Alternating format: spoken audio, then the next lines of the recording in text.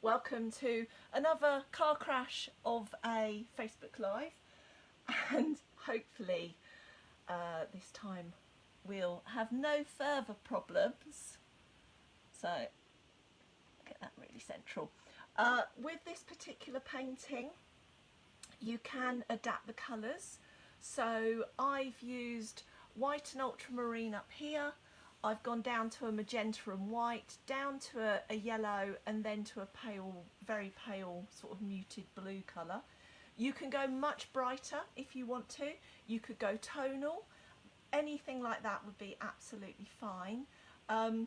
You want your colours to be a little bit stronger at the top of the painting and going down to the softer ones. Ideally we don't want any strong sort of bands of colour. So we're going to use some quite nice thick paint. We're going to use, not mix it too well so that we can get these kind of misty clouds going on. And the key to this is not using too much paint. So if you guys would like to get out your colours, so if you're matching what I've done, I've used white, ultramarine blue at the top, going down to a magenta. You could substitute this for red if you haven't got a magenta colour, which will give you a much more sort of orangey tone down here, down to a yellow, and then down to pale blue. So if you split this into roughly thirds, top third on this in a portrait style would be ultramarine and blue. Then we're going to go for our magenta and red. Then the bottom third we're going to go down to yellow and then down to a pale blue. So what I've done for this pale blue is use the same colour as up here with a bit of extra white and a tiny spot of the black that we're going to use for later on for that lower, just a really small amount to sort of tone it down. And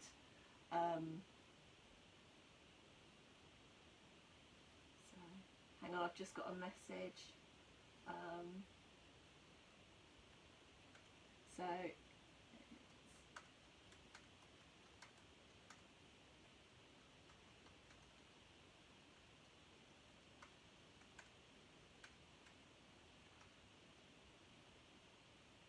okay, right, I'm going to get my colours out. So I'm starting off with white. I'm going to give myself quite a generous portion of some of the white. I'm going to use some ultramarine.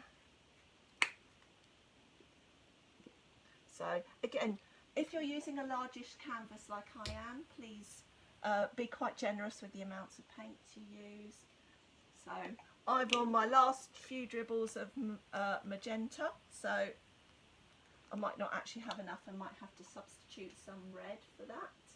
A bit of yellow. And then I'm going to go for a bit of black, just to, although I'll use quite a lot towards the end, I'm just going to get a little bit out now already.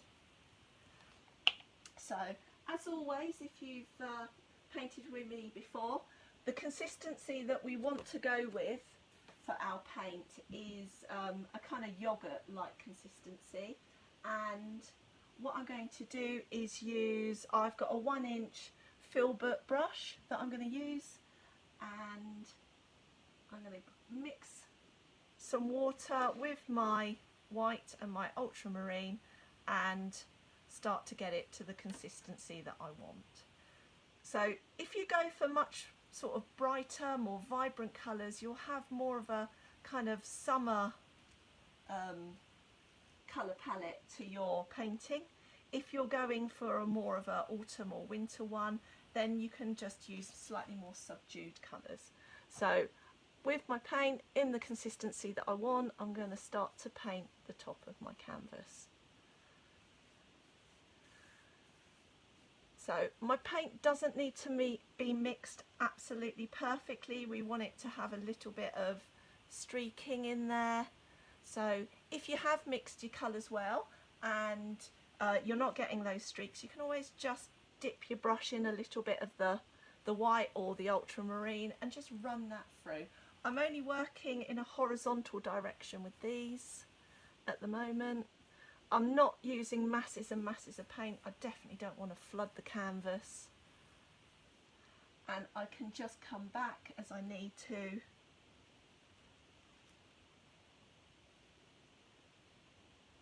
And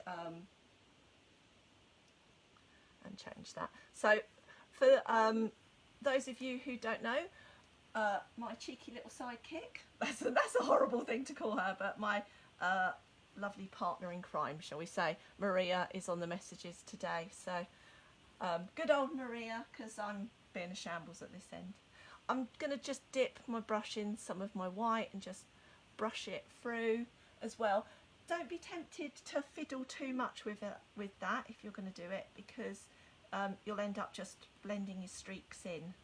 So I'm as guilty as everyone else of kind of doing a bit, going, oh, I like that, and then I sort of just, there's like this compulsion to sort of have a bit of a twiddle with it and kind of not leave it alone. But so do try and leave stuff alone if it's looking good. So once I get roughly down to that third kind of line, I'm going to just start to introduce a bit of magenta into my painting. So I'm adding a little bit of white and magenta on my palette, getting it to the consistency I want, and then I'm just going to start to brush it through and up a little bit. So the key to blending is to not have too much paint on your canvas at any time. It really is to just work in small amounts of paint. So where I'm using the same brush as I had before, I've got this really nice kind of lilac-y tone to the paint, and that that helps with the blending. And then in a second, what I'm going to do is come back and with a cleaner brush and have another go, so I've got a purer colour. So, and again, I'm not mixing my paint perfectly, so I do get these streaks that I want.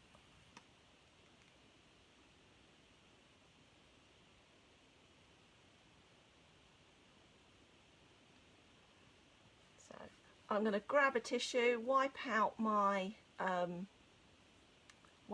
brush, get it nice and clean, and then do a final kind of section with the pink colour. Oh, I knocked it twice then. I think I should give up on these Facebook Lives and just try and stick to Zoom. At least I can talk to you all then as well. So I'm giving my brush a good wipe out. I'm going to have a nice pure magenta and white section before I start to introduce the yellow. The yellow you particularly want to have a lovely clean brush for, because yellow will just turn into sludge massively quickly. So don't forget, you can also, once you've got your section that you're happy with and you're working down, you can also, before you clean your brush, you can take a bit of your magenta up into some of your blue, and you can also take some of your blue back through into your magenta if you want to. So key to that, really small amounts. I'm always banging on about small amounts of paint, aren't I? So that's it, you've got a bit more control then. Okay, so again, I'm going to just pop some white through where I've got a little bit of blue still on my brush. I'm just getting these lovely sort of misty kind of inspirations to these clouds. So there we go. Lovely. I'm going to give my brush a really good clean out. And then I'm going to start to add a little bit of my yellow. I still don't want to use the pure yellow if I've gone with a softer tones of this, I still want to add a bit of white. It also helps to just create a little bit of kind of opacity to the yellow and stops it being quite so see-through, so that's always a good thing. So I'm just going to add a little spot of yellow and some white to my pink tone that I've already got. So I'm starting to turn that into more of a peachy tone, and I'm just working downwards now. Again, small amounts of paint. So it's a bit sludgy, not perfect, and that will help create a real sort of nice kind of wintry tone to it, or autumny tone. So if you're going with a much more summery kind of colours, then yeah, you want it more sort of vibrant orange and yellow.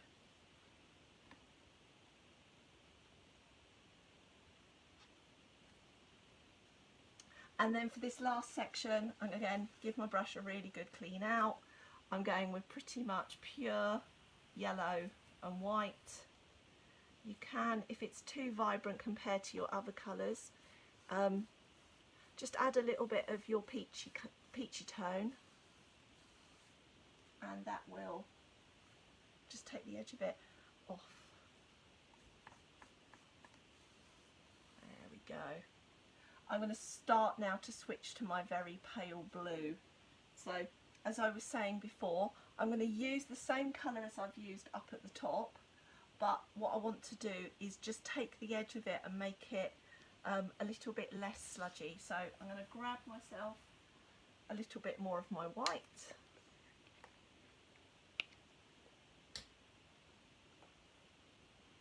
Just like this. I'm going to take a little bit of my blue.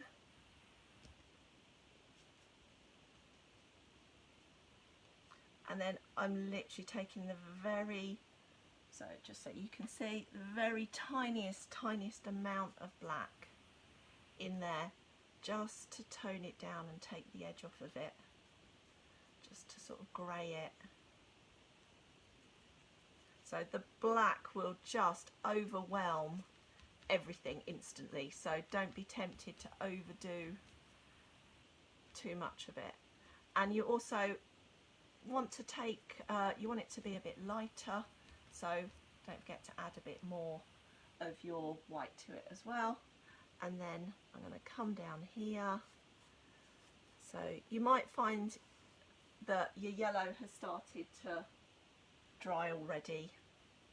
If that's the case, the best thing to do is actually dry brush your blue over the top, rather than going back and giving yourself a really solid kind of line between it. So I'm going to stop. I don't need to put anything down in the bottom of this.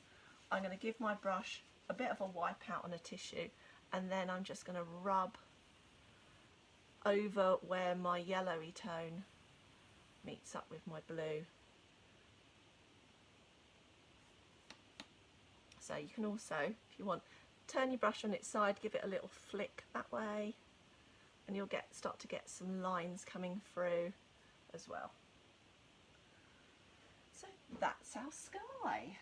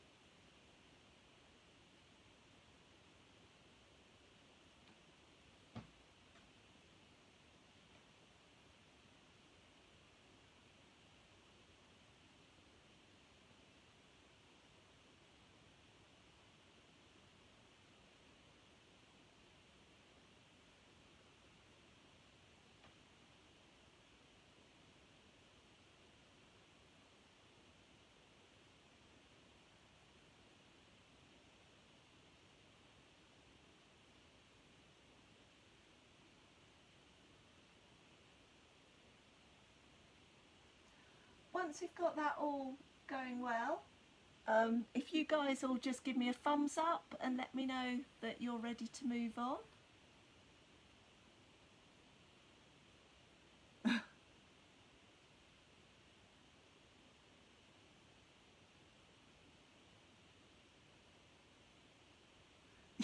One, yay!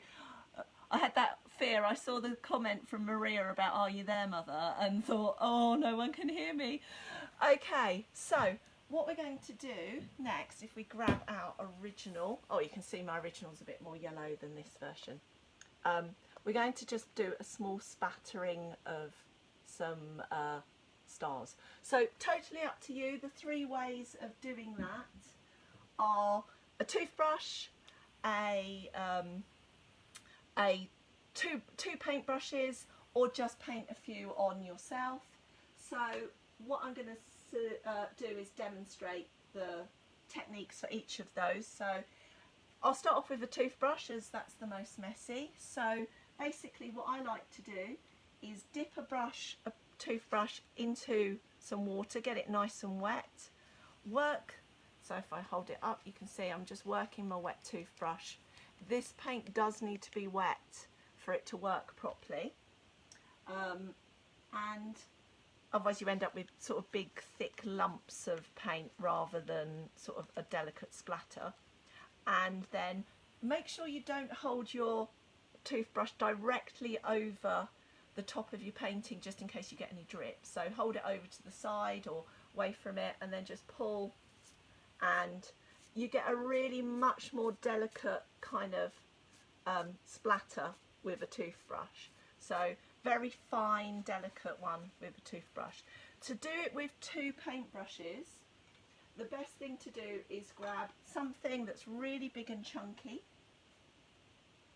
and then I've got a 1/2 inch flat that I like to use. Again, you want the paint to be a bit watery, not the water being watery, because that doesn't make any sense. And what you do is you hold your paintbrush with your paint in your dominant hand, you use your big chunky paintbrush, and again, don't hold it directly over the picture, hold it over to the side, bang, like that, and you get much chunkier spots, but they're much more visible. So that's a good way of doing that one. If you do find that you get those big splodges, that's because you've used a watery paint rather than a thick one. That's actually really easy to remove. So just take a tissue, screw up the end, and then just very delicately just dip the edge of the tissue in with a still hand, and it will take the excess paint off.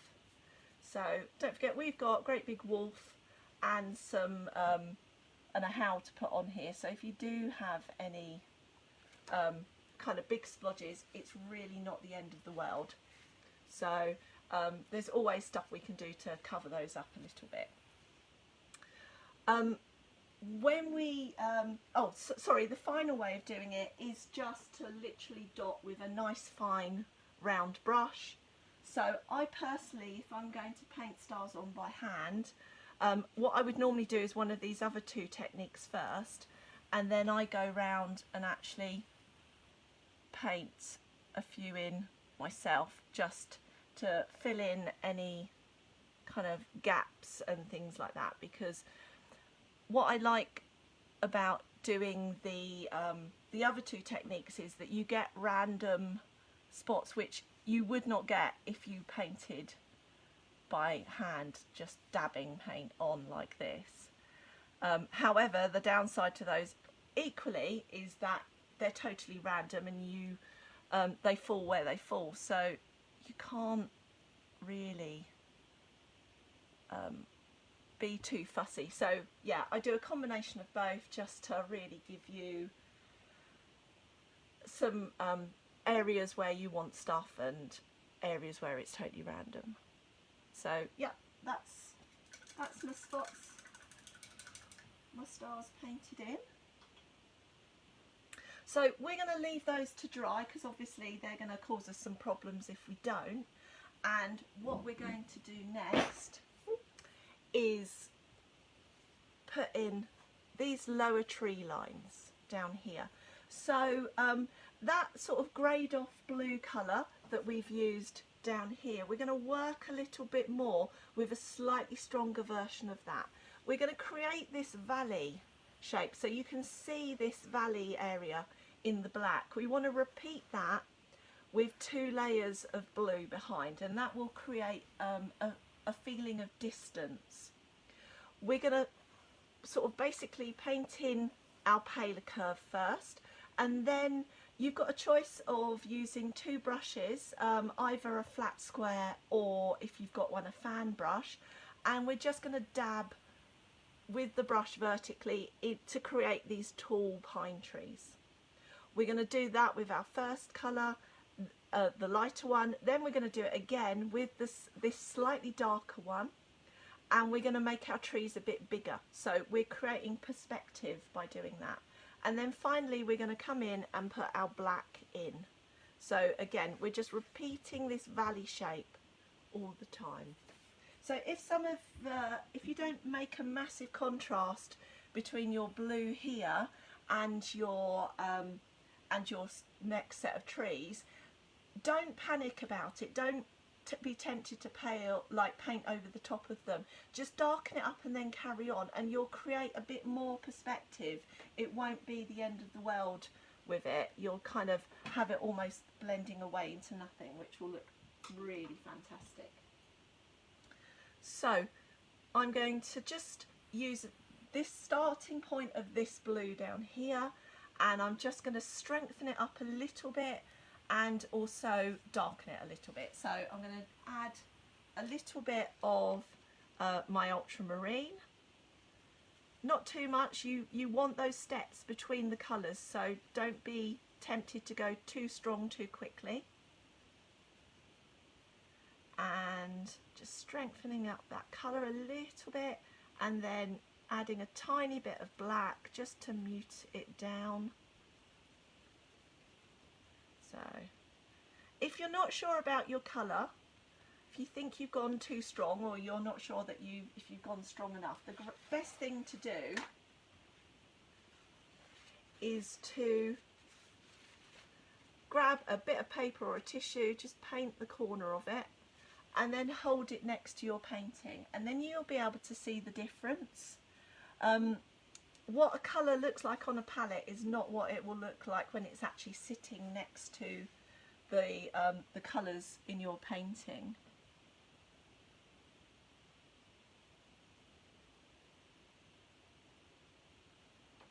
So, sorry, I'm just reading some of the comments. So, I don't know what is going on. I can't see. I'm struggling to see my my comments on this. I'm just having a bit of a nightmare technical day, I think.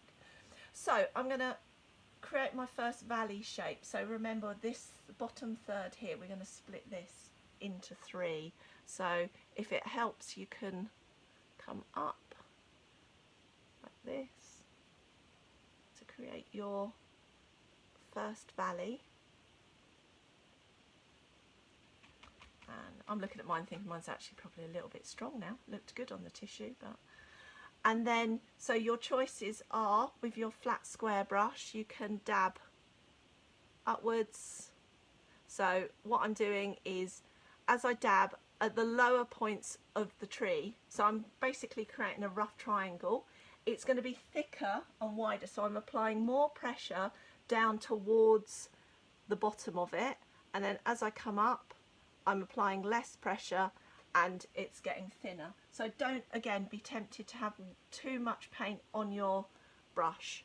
So this is all about controlling a small amount of paint. So you can do that. So these are all with my flat brush. So it's all about the amount of pressure that you apply to get that triangular shape. And you want it to look rough and uneven. So if you're going to use a fan brush, so let me just grab one here. So exactly the same, you want to paint with your brush vertically and you're just gonna dab like this. The other thing to keep in mind is you don't want these to be regular. You want them to be different heights, different widths, slightly different shapes. You don't want them to all look identical. So I'm going to do my next set when I come to do these a bit taller, a bit chunkier, and a bit, so they will look closer. So mine, I think are looking a bit regular at the moment, so I'm going to put in some smaller ones. So I've got a great big wolf to go in front of these, so I'm going to stop about there. Go in a little bit further than you think you want to, so that you know that you're not going to just leave a gap around your wolf. And then I'm going to come up the other side. So don't go too big with these. So these are just misty trees in the distance, so they really don't have to be massive or too detailed. And there's lots of techniques that you can use to create the impression of distance. It can be things like your colours that you use, it can be like the size of them, but also a lack of distinction and detail will help you to get a really sort of good feeling of distance in your paintings. So I'm going to just come down a little bit.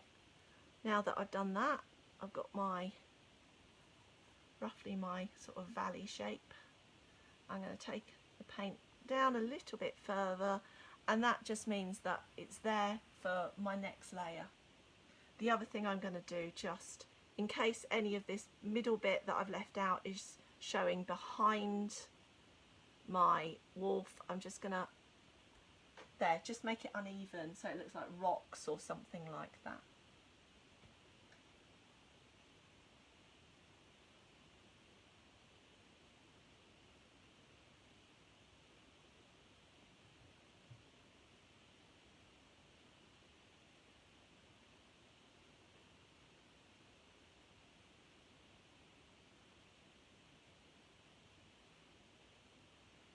Oh, I finally found the comments, yay! I'm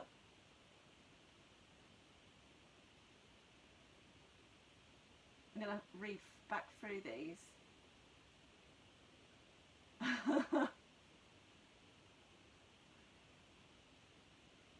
Yeah, I can see that I'm going to have to read back through these because there's two Ronnie jokes going on there that I obviously need to catch up with.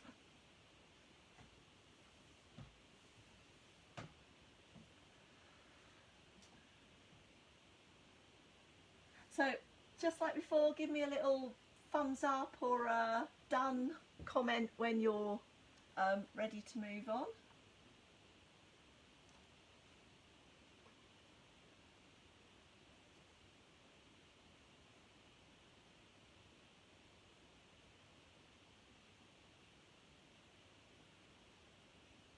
Cool. Managed to see one there. It's funny the time difference that I'm getting between seeing it on my phone and which I'm filming from, and then seeing it on my laptop is kind of strange. Okay, so I really shouldn't be let loose with technology. I've hit that age now where I'm just too old for it.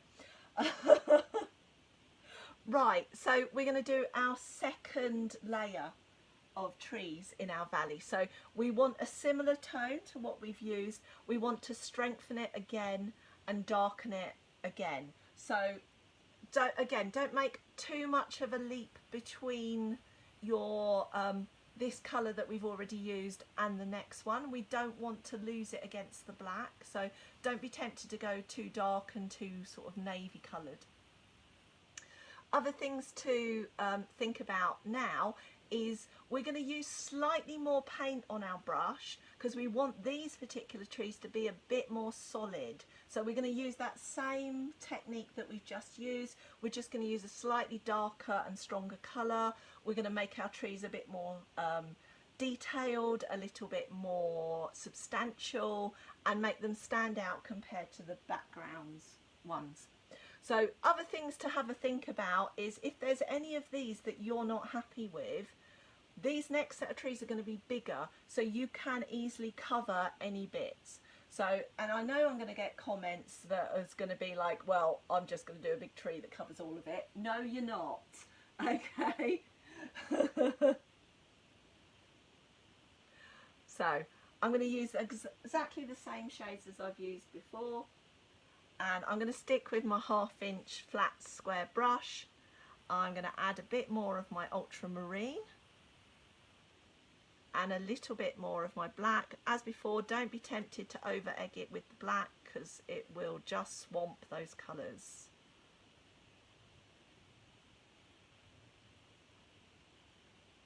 So just like before, if you think you're almost there, have a little paint on a tissue or a bit of paper. It's better to let it dry, but obviously I'm trying to do this live, and you know, short of me sending you off for a tea break, I'm kind of having to do the best I can.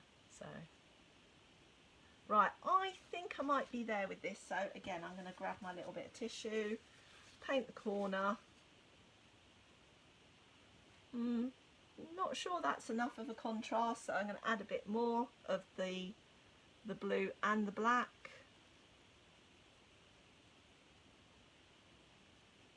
So that's looking better. That's more like it, I think. So I'm going to come in down here. Oh yeah, that's it. That's the one we wanted. I'm going to create that valley shape again. So you can see I'm using a bit more paint this time, being a little bit more generous with it. I'm going to come in and paint this valley, and this one I'm going to make a bit more even, whereas that one was just a basic scoop and then I did a bit of a scrub over. I'm going to put in my sort of dips and rocks and things like that before I even start to do my trees. And I'm going to take this down, particularly in the middle. I want to take this down a little bit deeper. What I don't want to happen is for these three valleys to perfectly echo each other. So granted, we're painting, you know, bright blue valley, but we still in some aspects want to kind of follow nature and stick to some rules, even if we're totally abandoning others. So I'm going to take some areas like this, build those up a little bit higher, so you can make these into things like rocks and not have to put trees on if you don't want to.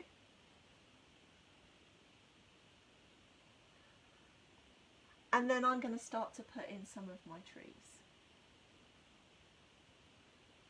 So just like before, you can use your fan brush or you can use your flat square. I'm going to load up my brush, not so it's overloaded, but just have a bit more paint on there. And what you might find easier with these foreground trees is to kind of almost dab up your central point, and then maybe in the lower part turn your brush.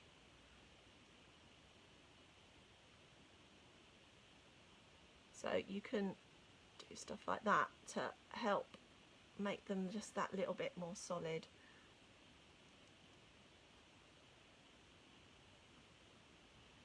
So you don't need to have so many of your trees in this foreground section here. So it's closer to you, you wouldn't see so many.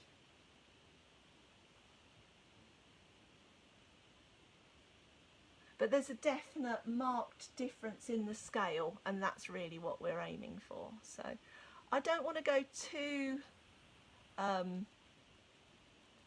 sort of too close in behind the wolf with some of these bigger ones.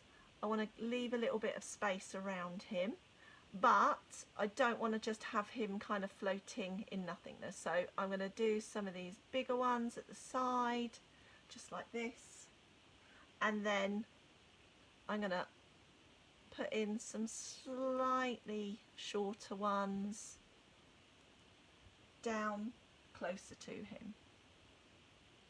So if you're struggling to get a good point on the top of your trees, don't forget, just scrape your brush on the edge of your palette, and that will help to create a little bit of a kind of a sharp edge to it, and then you can come back and do that with your brush afterwards. So I think I'm going to do a little kind of baby one there.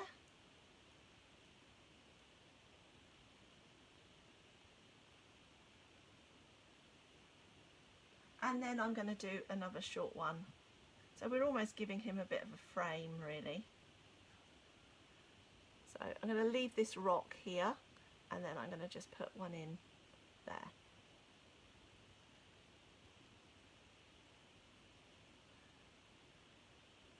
There we go, he's a bit smaller.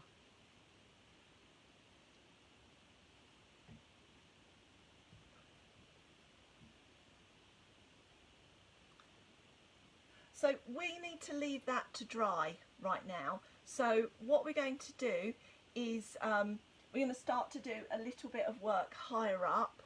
So hopefully you guys have found that this has dried by now. And if you haven't, best thing to do is just grab yourself a hairdryer and get that dried off.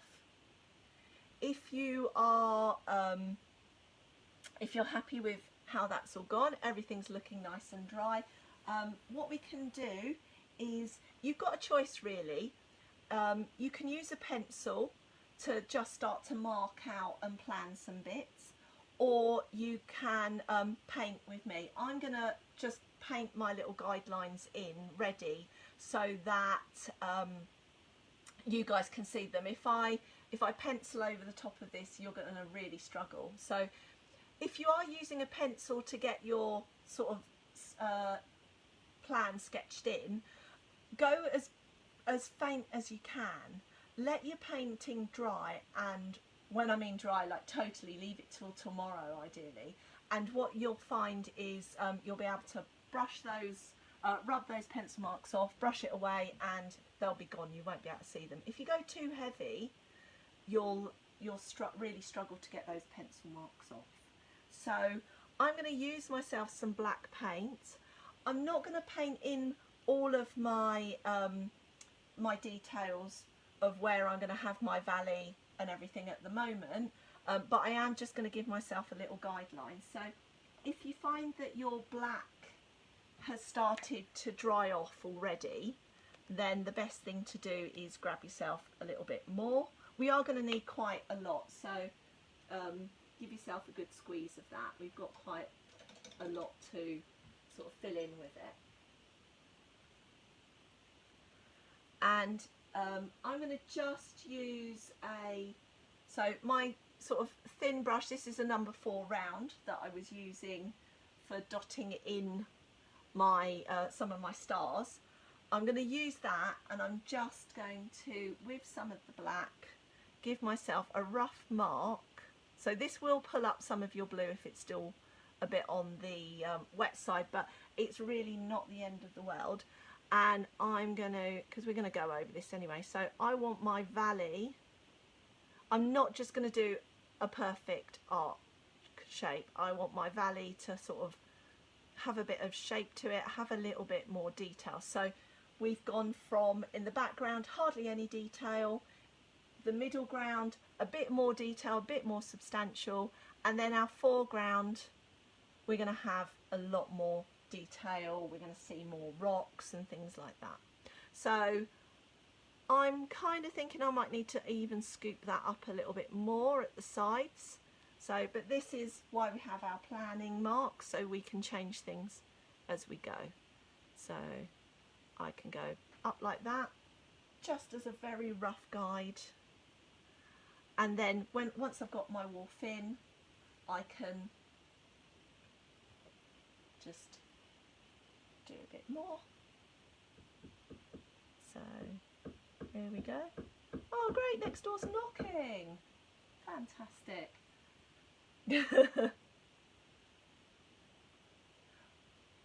Once you've got that in, that gives you something to anchor your wolf to. So if I show you the original again, so I've got to try and hover this above my wet paint, and let's get this in so you guys can see it. What we need to do is break our wolf down into very simple shapes. So all animals, as you pretty much know, breaks down into circles. So we're going to have a circle here for the hip. At the moment, ignore the tail. So don't really worry about your tail. The best thing to do is get your body in and then work out from what space you've got left, which is the best place to put your tail. It might be that you put it round in front like I have. It might be that you put it up. So it's totally up to you how you want to change that. So we've got our circle for our hip. We're also going to have a circle for our shoulder.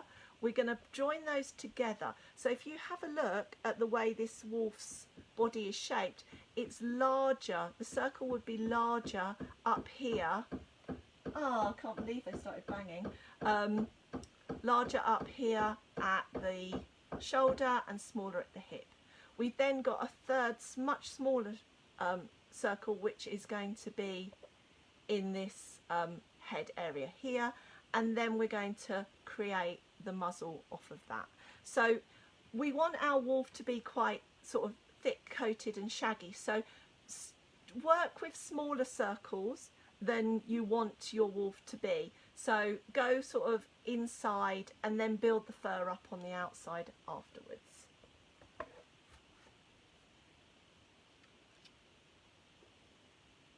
So I know that I want to anchor my hips to my valley, and so I'm going to start off with these bits down here. So you've got a choice here how big you want your wolf in comparison to your actual painting. So the bigger you start off with your hip, the bigger you want to make your wolf, and so the more dominant or more prominent it will be in your picture. If you want to go with quite a small one and then have its howl much bigger, then yeah, that's another option as well. So I've just slightly offset this circle to the right hand side of the centre, and then so if you imagine a straight line that's going up towards the top left hand corner, I'm going to leave a small gap and I'm going to start to paint in my larger circle here. So it is larger but not massive, you know, it's not like double the size or anything like that to start off with. So remember, if you're not sure and you are painting like this, always go kind of down smaller than you think you want it to be, and then fatten it up. So if you kind of think about it, we're going to join these two up like this. So you could pop in your two straight lines. That should give you a bit of a sausagey shape. And then what we want to do, we're going to have, so this is our hip, we're going to have a back leg that's going to come out from the top of this lower circle. It's going to come out and then it's going to bend into a knee shape. So don't worry for the minute about your foot, because we'll put that in later. You just want this knee shape here. And then where we've got our shoulder, we're going to find the middle of it, and then we want a line that goes directly down. So it's going to be joining onto the to our rocks. if you've gone, you don't make it ridiculously long. You bring your rocks up to meet it if that's what you need to do. So don't forget we've got like a big chest and a load of fur to go on. So what you can do is pop your line to that centre. So I know for now, just looking at this is too long. So I'm going to then bring, I want to probably stop my foot about here. So I know that I will then bring my rocks up so that it's kind of got its front paws raised on a bit of a rock, just like my original. So if I show you that there, you can see what I mean. So we've got this straight line that's going upwards towards this top left hand corner, and we're going to pretty much carry it up in a straight line again. So I'm going to add a little bit of water to my paint, and I'm going to come straight up, and then I want a small circle. So this one's much smaller. It's probably about half the size of the ones that we've painted previously. So this is just going to give us an indication of where our head's going to be. And then what we're going to do is come down. So we've got this big kind of chunky neck thing going on, so we're going to come down to there. So not looking much like a wolf at the moment, but it's giving us our basic sort of skeleton and structure that we want. So we then, what you might find is that you need to sort of almost curve upwards so that your wolf is looking upwards a bit. So if that's the case, what we're going to do is just do a straight line that's roughly the same size as your circle, and we're going to basically, it's almost like two banana shapes, or a banana that's been cut in half. So we want one banana and then a gap and our second banana down here. So for now, keep those roughly the same size, and we will change the top one, fatten it up, make it look much more like the nose of our wolf in a second. So this is just getting everything in the right place. So we're going to alter that in a second, and then just so we know roughly, we're going to just give ourselves a little mark there for our ear. What we want to do is our very strange alien creature that we've got at the moment, we're going to leave that to dry off. We're going to put in our howl up here through the sky, and then we're going to come back and paint him in. We want to leave him like that for now, because we are going to bring the white down into the mouth, and what will happen if we do that after we've painted all of our wolf in, you'll find that you sort of end up just putting white paint all over the black that you've just done. So we know now where our starting point is for that howl, and we are going to work from there. So what we're going to do is we're going to work up in a kind of a spiral, or a bit of an S shape. So I'll show you the original again. What we're going to do is use, so we can either use the fan brush or the flat square that we've used, and what we're going to do is also use our fingers, because we want this all to be really soft and smeary. So any kind of rough brush will do for this as well. So for example, another good one would be something like a round wash brush like this. That would work really well for getting that sort of really soft, fluffy kind of smokiness to it. Or yeah, any of your brushes that are looking a bit abused and looking a bit worse for wear.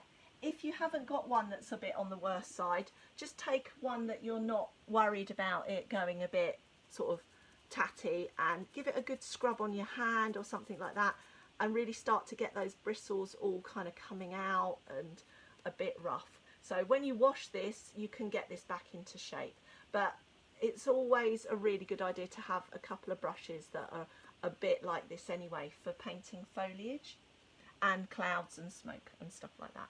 So I'm going to dip just the very tip of my white into my paint, my brush into my paint, and I'm going to start to dab. So I want to come out from the mouth. Be careful if your black is still a bit wet not to go too close. And then I'm going to come back. So I'm going to get my basic line that I want first of all, and then you can kind of go in. So this will be a we're going to fatten it up, so be quite generous with your curve and go back a few times. So I'm going to fatten this up here. I want this really fat in the middle, and then I want this kind of trailing away. So I'm going to start to get my kind of rough shape like this. So the key to this is really small amounts of paint on your brush. Don't make this too solid. If it's starting to get a bit on the solid side, just use your finger and start to dab either side, and you'll start to lift your paint. If you've used that much paint that you're just kind of smudging it, just keep wiping your finger on your tissue and taking off the excess. So it's almost like you're blotting it with your finger rather than and taking the paint off rather than just smudging it around. So once you've got pretty much there, what you want to do is the white will start to dry and tone back into the background, and what you do, if you've used a really small amount of paint, you'll find that it just starts to disappear, and you can go back over and start to dab, add a little bit more paint here and there.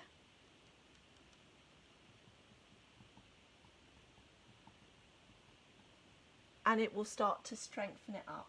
So be really kind of sparing with your paint and do lots of layers. That's definitely a much better way to do it, rather than going in too heavily with lots of paint to start off with.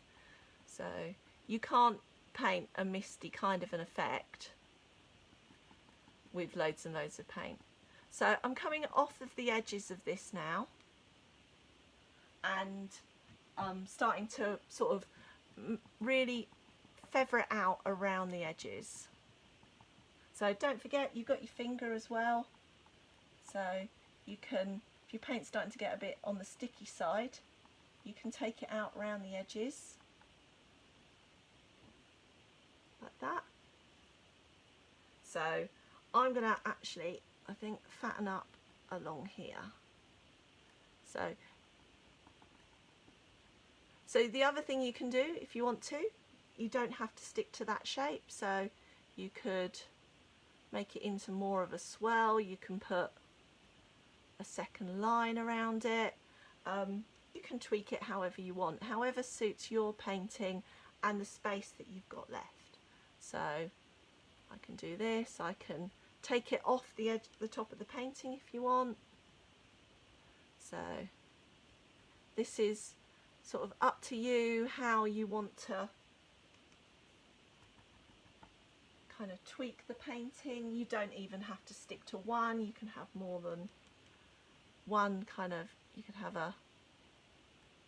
another swirl over here. We're just kind of symbolizing the sound that our wolf is making, so it's definitely one for you to improvise and do what you feel with.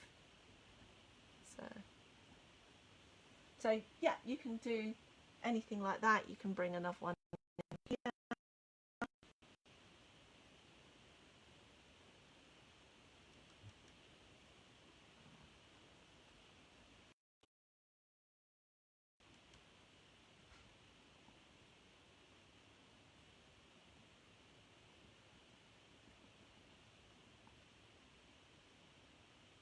totally up to you how many you want to do.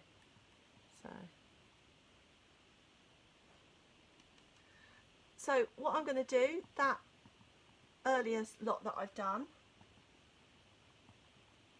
I'm going to do one last coat with.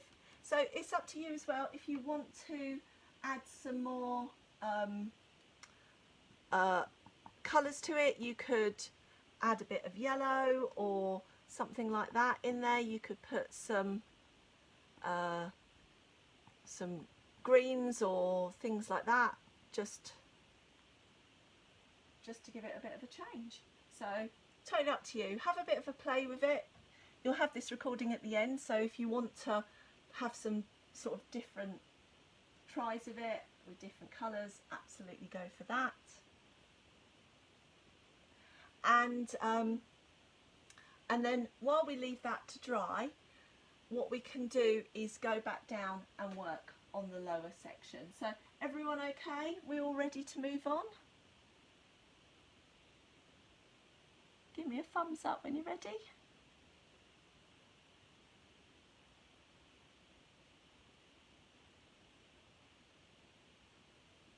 Cool. I do like that I get these little thumbs up. I feel very lonely not having you guys to talk to while I'm doing this, but at least I can get those. So sticking with, I'm going to stick with my 1/2 inch flat again, give it a good clean out. We want this to be really nice, sort of flat black colour, because we are going to just finish it off with a little bit of grey highlights on it. So make sure your brush and your paint are lovely and clean. And with my black paint, I'm going to use it still at that yogurty consistency, but don't be tempted to go any wetter than that, because your background will start to show through. So I'm going to get in my, so hopefully you guys will find that your blue background colours have dried off nicely. If it hasn't, and you do pick up any of your blue colour, don't be tempted to sort of spread it about. Just leave it, and this is just black straight out of the tube, so you can always just go back and touch it up afterwards once it's dried. So there's always that temptation to sort of fiddle with it and keep kind of like at it, and you just sort of end up smearing it around, making it worse. So, and we just want this to be pretty much jet black.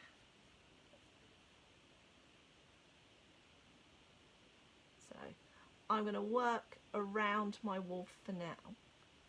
I'm just going to get the basic kind of areas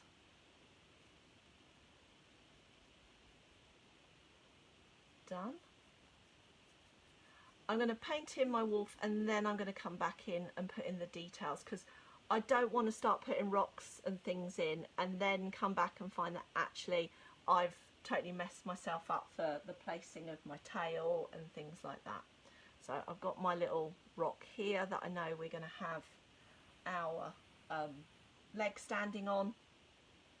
And now what I'm going to do is just block in those body shapes that I've done. So start to fill in my little funny alien thing and start to make him look a bit more like a wolf.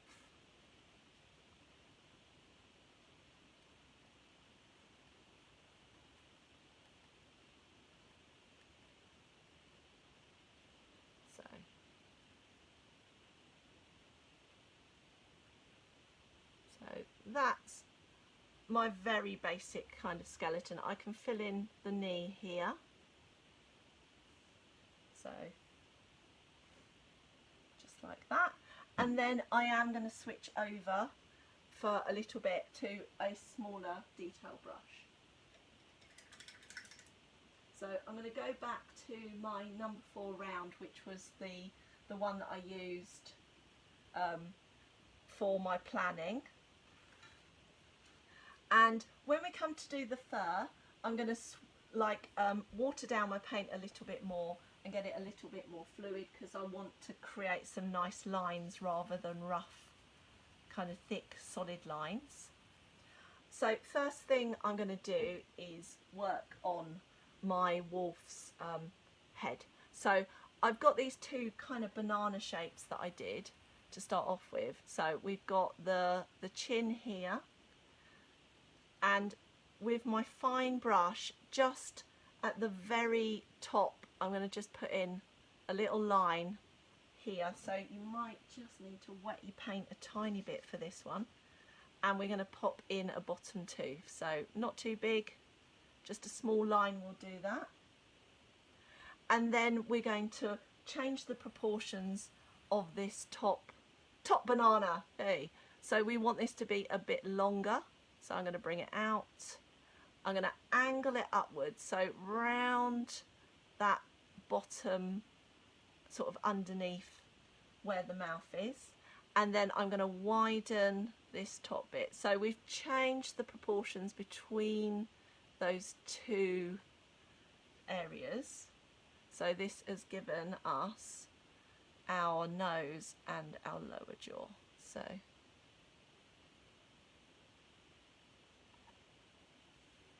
and if you can, if you've got enough, a steady enough hand, what you want to do is on this curve, just before you reach the end, just give it a little bit of a bump, and that will be our wolf's nose.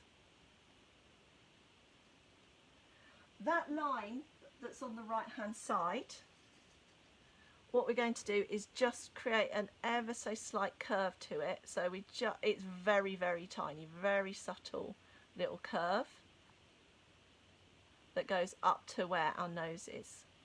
So I mean, it hardly shows. It's really, really super subtle. And then what we're going to do, where we had our circle and we've got our ear, we want to come on the right hand side of the circle. We're going to come forward slightly, so up the nose a little bit, and we're going to create the eye socket, and then we're going to come back down. So that's almost square. So it is quite square compared to the roundness of the rest of the head. We want this to come up to where our ear is, and then we're going to create a little bit of a triangle. So when I say triangle, a rounded kind of ear-shaped triangle. Want this to be folded back towards our body, so it's quite flat. So here we go. We'll just square that off a little bit. So we might come back and have to have a bit of a look at the ear again, make it a bit bigger, but we've got our sort of basic shape. We also want to round off this area under the chin, so we're going to create a little bit of a curve here. So that's our head kind of roughly put in, and we can just tweak the proportions once we've got the rest of the body. So I'm going to now round off the kind of the throat and the chest. So I'm going to create a rounded area here, and I'm going to follow that with widening up the leg. So I've got, at the moment he's got a bit of a stick leg, and we're going to make that into more of a triangle.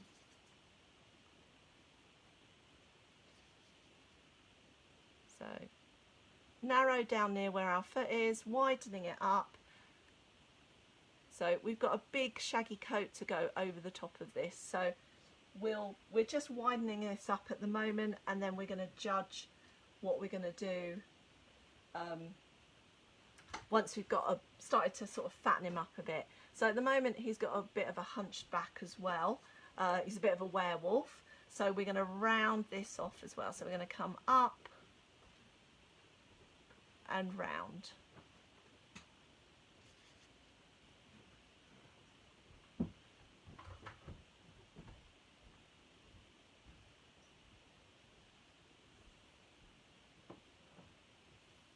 So we want a kind of a curve. We want this curve to be this kind of very big proud chest, and then it's going to curve around the bottom.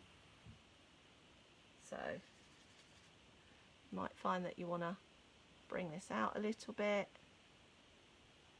and you might want to bring the bottom out a little bit. If he's got a bit of a little tight little bottom, been to the gym, it's all super tight, we want to give it a bit more of a Beyonce bottom going on. So you've got a choice with your tail. If you've got a nice area here and you want to, you can bring the tail up. So again, that would be curved. So you're kind of echoing a bit the shape of the how. Or if you want to, you can bring it round. So you would have a little bump just down here, and then you can bring the tail across this knee area. So things to think about when you do that is take a little bit of an artistic license, and if you're going to do that, bring the tail up off of the ground. So I'll show you what I mean. So we've got this, so you would have the base of the tail just below the bottom there, and then for your actual tail, bring it up and down. So if you were to just try and paint it laying flat on the ground, what would happen is it would just look like a bit of grass or something like that. People wouldn't really know what it was. And then you want to just thicken it up, so you create this tail. It's a lot thinner at the moment than it's going to end up. That's because I'm going to paint on the fur right now when I start to put in the rest of the coat. So with this, totally and utterly work with the paintbrush that you find most comfortable to do this with. You might find that if you've got a really lovely sharp flat square brush like this one, you might find that you're most comfortable doing your side strokes with the sharp edge of this. Only do that if you've got one that's really kind of, well, pretty much new and really sharp and things like that. If you're happier to just use a fine round brush, go with that. What you want is one that you can get to a nice sharp point. You might find that you're happier using a lining brush or something like that. What you want to do, whichever brush you use, I can show you, I'll demonstrate the different ones here. Whichever brush it is that you use your paint a little bit more fluid so that you get nice sharp lines on it. And then what we're going to do, so this chest area, we're going to start to put some points on. So even though I've done that, I need my paint, I can tell that I need my paint to be a little bit more fluid. So, and I'm going to go in, I'm going to vary the lengths of the strokes. So that's what I'm doing with a lining brush. If I was doing it with a flat square brush, I'm going to scrape the paint really hard on the edge of my palette and get a good shape, to a good point to it, and then you can bring it down like this. So again, make sure if you're going to do that, add a bit more water to it, and just a really super light touch. So I find that using the flat brush, you seem to get it a little bit more irregular and a little bit more natural looking.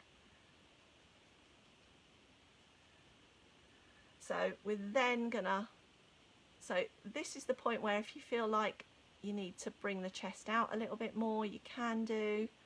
We're going to carry that fur on underneath the tummy like that. So we're really getting that nice rounded shape, and then we're going to do the same on the back.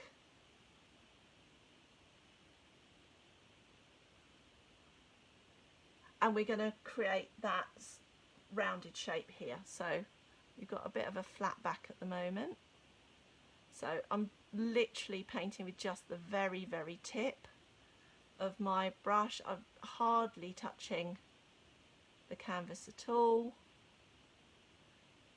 If your background is showing through at this point, it's better to go back over and do a couple of light strokes than it is to try and work with sort of the thick paint or too much paint, and you'll get like lovely feeling of like the light shining through the coat as well.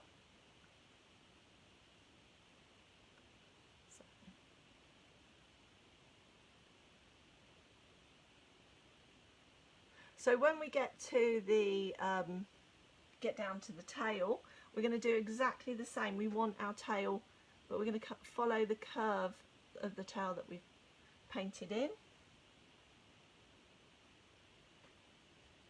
and then we're going to go outside. So you might find that you, with the tail, with this point, that you're needing to go to a slightly smaller brush, but you can see what I mean about I've left that gap between the ground and the tail, and it's just helped to make it look more like a tail than just it sitting on sort of a bit of grass or something. So like that. And now this is just a case of just tweaking things like making your leg a little bit fatter if you need to, up near the body. You can again bring this chest out a little bit if you need to. So I've got a very, very hairy wolf. So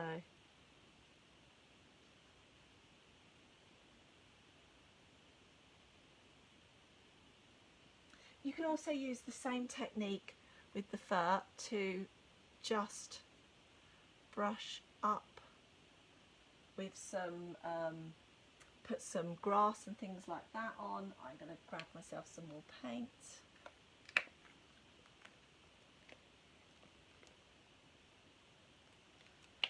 So things to kind of think about while you're doing things like foliage and stuff is use different shape brushes for different plants. So so yeah, I'm gonna, again, quite a fluid mix of paint. I'm gonna just really light, barely touching strokes, using my brush on its side for some of the grass. I can now start to put in a bit more kind of jaggedy details and things like that, so that it's starting to look a little bit more realistic. So I can do sort of bumps on my rocks and things. So have sort of real dips and troughs and areas that go up and down and things like that, and that will help to start making it look a bit more realistic. So if you've got kind of like a bit of a lump like that, brush some of your grasses along the sides and things like that.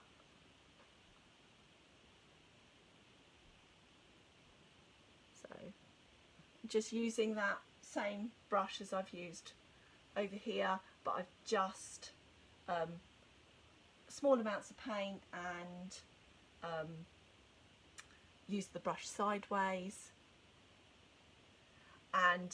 and then you can also, with the same brush, so you can then be a bit heavier handed, press down, and you'll get, so I'm still painting in with the same brush and the same paint and the same, everything's the same. I'm just pressing a bit harder, and this gives me these slightly rounder leaves and things like that. So you can do that. You can swap over to a round brush and things like that for some of your rounder leaves. So if you want to, so just vary some of the well, that one looks almost a bit like a cactus. Yeah, just sort of vary the leaves and make different plants that you, as you go. So it just helps to, again, reinforce this impression that we're giving of it being much more in the foreground, much more detailed, much more interesting stuff going on. So we now need this all to dry off a bit. So if you've used the much more watery paint on your fur and any of your background showing through, you can go back over and have another go at that. And we also need to put in, so you've got a choice, again, you can adapt this area with the trees. So you can have these kind of pine trees that have lost all of their leaves. You can put different plants in, you can put normal pine trees if you want to. It's totally up to you. I liked the kind of skeletal trees because it gave it a bit of an eerie kind of feeling to it, which was with the howling wolf was kind of what I was going for. So for those, again, go with the much more fluid paint rather than the yogurty consistency paint. Get it nice and wet. Ideally, if you've got a lining brush, so those ones with the long bristles, you can go with that, and start off with your big lines, so the trunks, and go with, so I managed to get 2 on either side of my original one, but if you end up that you haven't got space, then go with 1 each side. So it's totally up to you. Don't try and squeeze, just because I've done something, don't try and squeeze that in if you haven't got the space to do it. So as I come up towards the top, I'm going to start to go a little bit more wobbly, and also apply less pressure so that it goes to a point. And then I'm going to wet my brush again and do the same. So I could put a much smaller one in here, or I could leave the space. It's up to you what you want to do. So if you were to be going with sort of pine trees that were a bit more you know, got leaves on and things like that, then I would probably only do 1 per side, because you would really struggle to fit 2 in without it turning into just a big blob. So, and then I think I'll go with 1 on this side.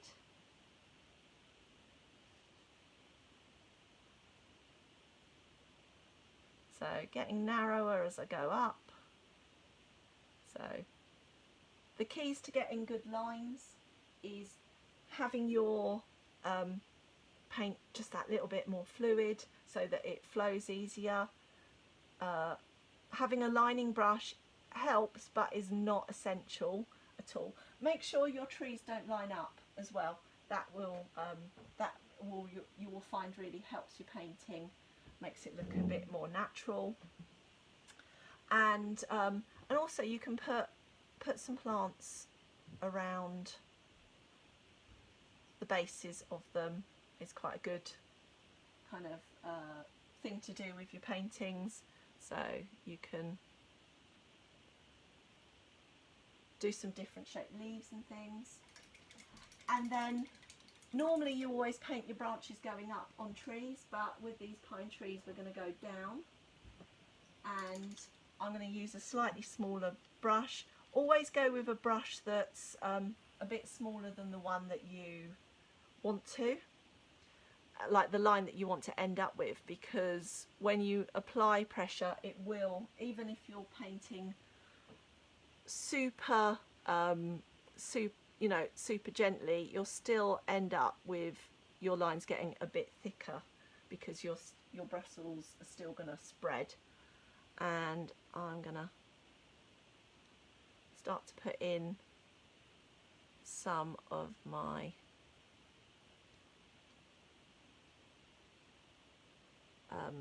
branches. So what I tend to do personally, and this is my just personal preference, is I do some lines when I do trees going from the tip up to the trunk, because I want to have a bit more of a control as to where they stop and finish, and that they go to a point. And then others I like to paint from the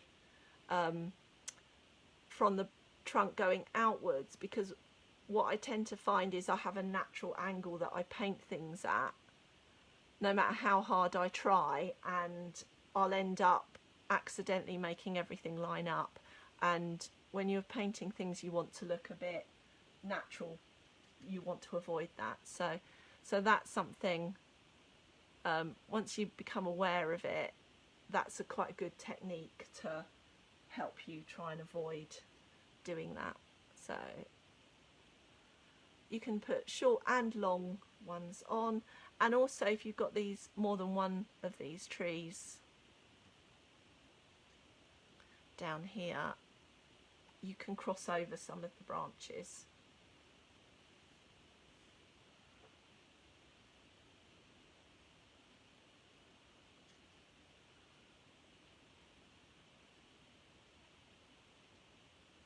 So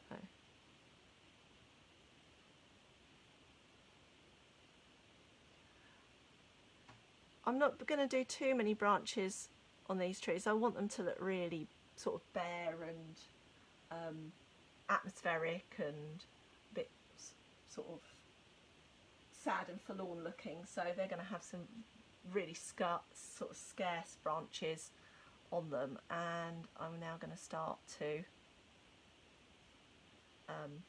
put them on my other tree.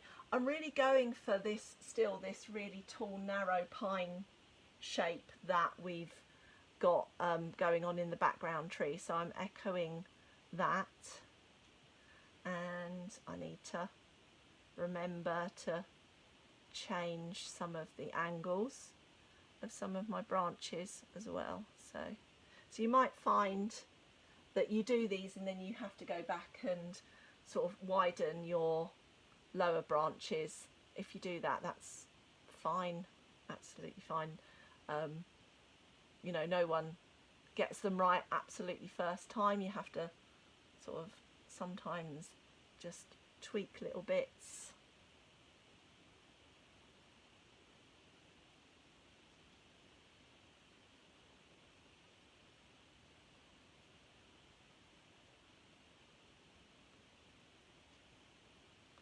And I'm going to come down.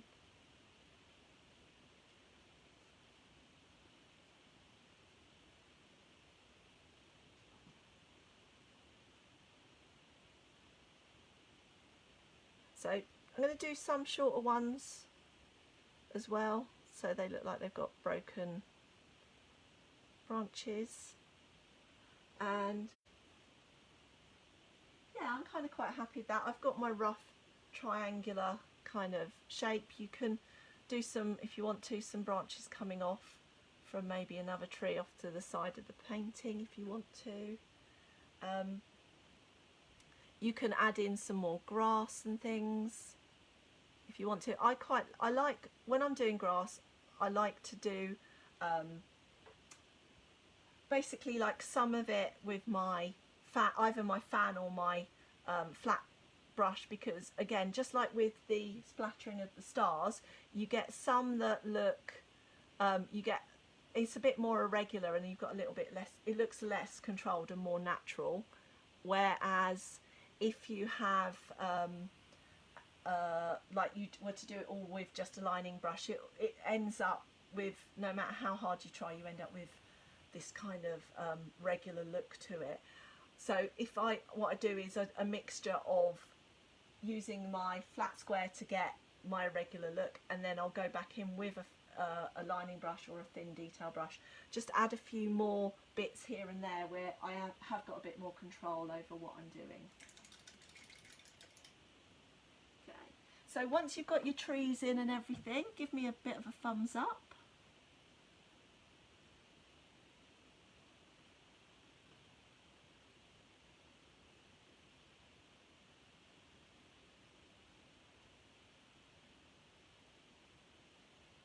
Oh, no rush of thumbs up this time. Oh, there's one, yay! Okay, so last bit of this that we're going to do is this grey area, and we're going to just use either a fan brush or a flat square brush, and we're going to just very lightly in a kind of like a charcoaly grey, so don't make it too light and add too much contrast, and we're just gonna fan or dab some of these lines going through. So you don't want to be too detailed or put too much, be too heavy with it. It is literally, we're painting, it's like the highlights of where a bit of the light is just hitting the tops of rocks and things like that. So I'm going to mix some of my black with a little bit of white just to create a grey. Something to keep in mind is that grey always dries a little bit darker than it is when it's wet. So have a bit of a go with it, and if you think it's okay, remember it will darken down. So again, we don't want too solid a line, so I'm going to dab my brush onto a bit of tissue to break up the paint, and I'm just going to put in some of these lines. So I'm just curving my brush round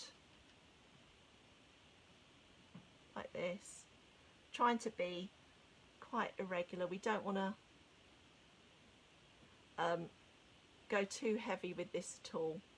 So, and I'm going to leave the area directly below our wolf because I want that to look a bit like a shadow, so there's no light or highlights from the sky coming over through there.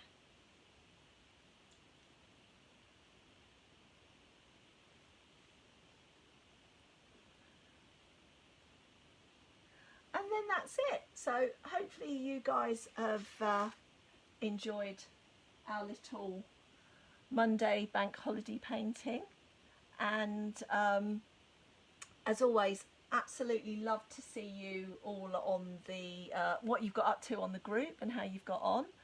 And just to remind you all, we've got loads of sessions coming up this week. So tomorrow is Maria with her Simba and Mufasa inspired painting, which is absolutely stunning. So more silhouette work there. And then on Wednesday I'm back, and I have my, oh no, Tuesday evening I am I've got my adult session, which is the Dalmatian. So celebrating, we've got All Into Cruella being released this week, so I've got that, and Maria has got her Cruella, her fabulous Cruella painting on Saturday. Wednesday I've got my family session, which is this flamingo. Tickets are going really fast for that one, so grab one while you still can. Thursday Maria has her absolutely stunning unicorn painting, and so grab yourself one of those. And then on Friday I have got the lovely rainbow cheetah, so, or leopard, rainbow leopard. So thanks for joining us. We've got another one of our car crash Facebook Live videos in the in our library, so if you're stuck for something to do and want to have another go at that, you can do. And hopefully we will see you at some of the Zoom sessions. So bye.